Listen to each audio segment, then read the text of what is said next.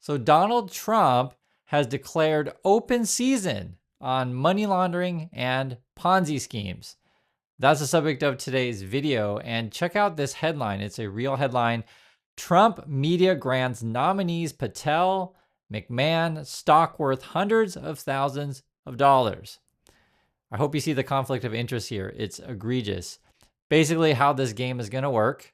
I'm Trump. I have a company called Trump Media. I give stock to my nominees. So Patel is the FBI possible director. He's going through the nomination process, the confirmation, I should say. McMahon, that's the person who was the CEO of the professional wrestling company. Now she's going to be in charge of USA Education. Trump's companies give these people stock, right? What do you think happens after that? Ultimately, they're going to sell it at some point, right? And now this would be an easy way for then foreign money or whatever money. It doesn't have to be foreign. It could be Musk money. Who knows which money? But any money can come in and buy said stock, pump up the stock, and then they can sell it, right? There you go. Money laundering 101. On top of that, I mean, Trump already has his meme coin thing, which is like Ponzi and laundering 101. This is the headlines. Early investors in Donald Trump's meme coin may have been tipped off, experts claim. So for those of you who follow the crypto world, you know you can kind of trace wallets and where money's going, etc. Trump has a meme coin, a crypto thing. So does Melania. Normally, for any politician, this would be a massive scandal. I just give you two, right? But I mean, the list goes on and on and on and on. But this is what we're facing right now. So we have that stock scandal thing where you're giving stock to your nominees. Now you got this meme coin thing, which of course there's insider traders. Of course there is. I'm not shocked by any of this stuff. On top of that, Trump's been taking a whole bunch of money from crypto people. And I guess some of the crypto people are kind of mad he launched his meme coin. But I mean, what are they going to do? He's president now. And that's what the people voted for, I guess. And on top of that, if you want to buy Trump meme coins, it's going to be even easier because we're getting rid of regulations on this stuff. This is what this game all is. And I want to warn you guys on these things because during the next 4 years, again, it's open season on money laundering and Ponzi schemes. So be very, very careful out there. There are going to be a lot of people, promising you riches, etc. But basically, it's just a bunch of scams. It's all it is. People are selling you a bunch of hot air.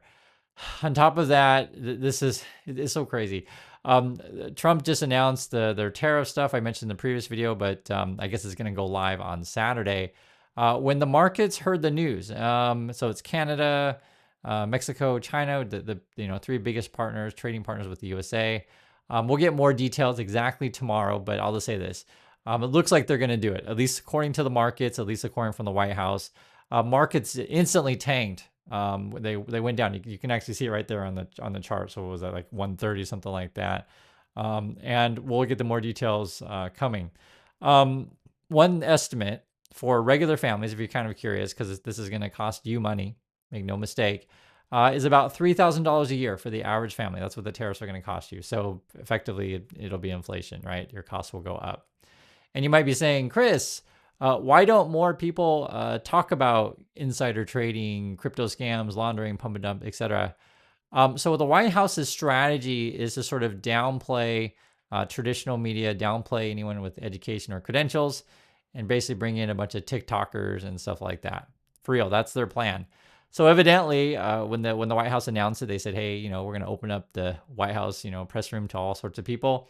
I guess more than 7,400 influencers applied for the White House press credentials after Trump administration calls for, quote, new media voices. And that's something that Elon Musk has been talking about quite a bit. He always brags how awesome Twitter is, and Elon Musk claims that that's the best place for information. I disagree. I see the kind of nonsense that's on there.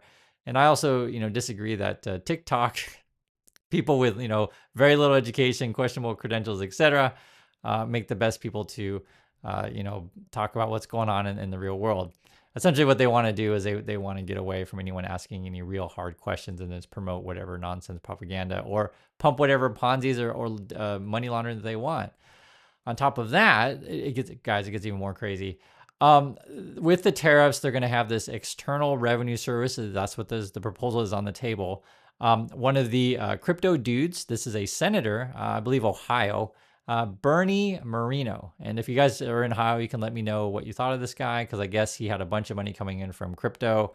And if you don't know what crypto is, just consider yourself lucky. To be honest, consider it lucky. The selling point in crypto is that it's not government controlled theoretically, not under regulations. It's a lot of it's used for, we'll just say, dark money, black market kind of stuff. The crypto people will say, no, Chris, governments are all corrupt. We have to create our own alternative financial system. And I get the argument. I'm not stupid. I get it. I'm not into it. I think it's all a digital Ponzi for me. So I don't mess with this stuff. But there is money there, right? And they do bribe off whatever politicians, Trump being one, Senator Bernie Moreno being another. And he's introducing a bill already. I have it right here for the External Revenue Service is what they're calling this thing.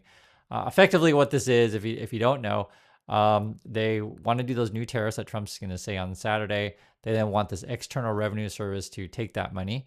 It's a tax on you effectively, but they're trying to market it as being a tax in other countries, but it's just not true. The companies that are importing the goods pay the tax, and then the tax is then passed on to you, the cost that is. That's what's going to go. And so they're going to call this External Revenue Service. It's a play on words.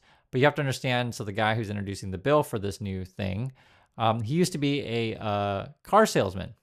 That was his thing. And his company, his car salesman company, was actually called, I have it right here, it was called the Collection Auto Group. So the guy who wants to do this external revenue service is going to do this Collection Auto Group. After he left his car salesman service, he started a new company called Onum. That was really the name, Onum. So that's how it is. And if you're kind of curious, why is this guy, involved with Trumpy stuff?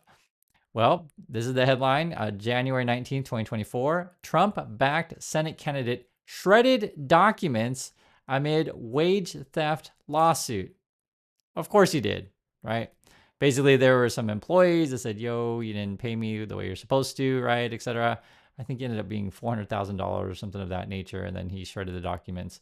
Let me read the details in this one, because when you hear, you're like, this is obvious what's going on. Former car dealership, and this is the senator from Ohio, supporting Trump's External Revenue Services, so you make sure clear who this is.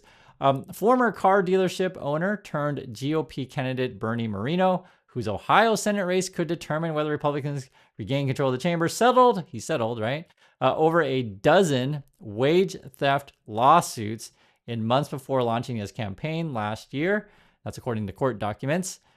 Those settlements came after a jury ordered Moreno to pay over $400,000 to two former employees after his Massachusetts dealership for failing to pay overtime in accordance to state labor laws. Of course he did, or of course he didn't, I should say.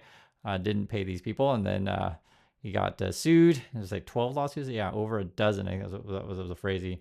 Also says here, as he faced those lawsuits, Moreno admitted in a deposition to shredding documents containing information that was potentially relevant to the case, despite being instructed to preserve records, drawing a rebuke from a state judge.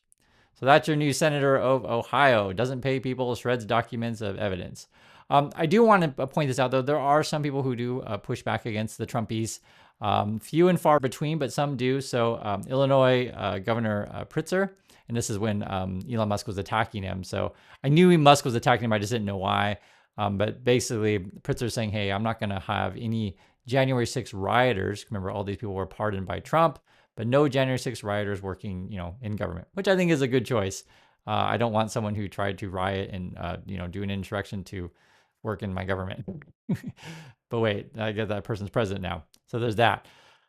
That's the USA, guys. Someone asked me a question about this. They say, Chris, what's this sovereign wealth fund thing you've been talking about? So I'll show you the headline again. If you want to read the story, you can in entirety. But this was essentially, you have that Ohio senator, the car dealership dude, the crypto dude. He's making that External Revenue Service. They're going to take that money, that's the tariff money, put it into a wealth fund. And this is the headline that sort of covered that part. It says Trump team has a wealth fund ambitions for small lending agency. Basically, the article was about who's going to lead it. It's probably going to be a Musk connected person, and they're kind of fighting over who gets control of the money. Because basically, then you take that money and then you funnel it into various Musk projects, or to be fair to Musk, other Musk friends that may want the money also. So all these billionaires will be fighting over your tariff money. That's essentially what it boils down to. All this is going to cause inflation. I don't expect the Fed to cut rates. That's sort of the talk of the town. They may, maybe hold all year. At most, maybe 2 cuts. That's sort of what predictions are. It's hard to say for sure. But Trump is pretty upset, actually. He's pissed off. He's been mouthing off about the Fed this, Fed that. That's what Trump does. And this is what we have right now. We have Trump, who's trying to push the bounds of what his power can be. Can he just fire the Fed when he wants and set rates, whatever he wants to do, put it at, zero, so we can, fund more Ponzi's and money laundering. Who knows? He complains about banking regulations, that kind of stuff. That's stuff he complains about. Trump will, probably sign more executive orders. It's going to be tested in court. I mean, there's a lot of stuff going on. Multiple entities are suing him, be it churches are suing him, be like, hey, you can't come and try to deport people from our congregation. You have workers suing him saying, hey, you can't just fire anyone on a whim. And this lawsuits are going to keep continuing. My personal opinion on this stuff, and I talk about this, quite a lot, is when you see this kind of just egregious corruption in our markets, right? Just be very, very careful out there, because I don't think this stuff will end in a positive way. There's just no other way to put it. Sure, when people say, oh, get on the Trump coin and, money launder it together, it may sound good at first, but ultimately the people who win are the ones who essentially the House, right? And what's crazy about this thing, talking about, say, the House, Trump was a casino owner, but he went bankrupt with these things. So, I don't know what's going to happen. And I'm laughing because it's like, I mean, it isn't obvious the kind of corruption that's going on. I mean, to me, it's obvious. I don't know. I don't know who votes for these people. I think it's crazy. If someone told me, hey, do you want a car salesman who shreds documents, who doesn't pay workers, to be a senator, is that a good idea? I'd be like, absolutely not.